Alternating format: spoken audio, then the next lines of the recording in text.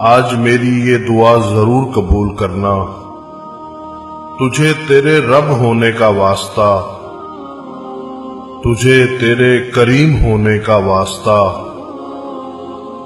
तुझे तेरे रहीम होने का वास्ता।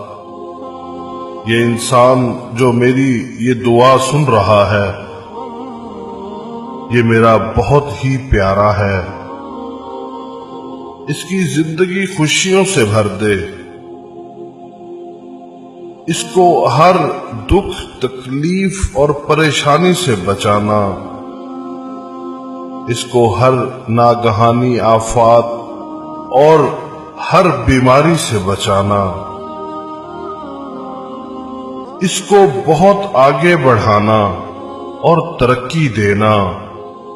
आमीन। जितनी इसको तेरी जात से उम्मीदें हैं, उससे ज्यादा इसकी मदद फरमाना। आमीन।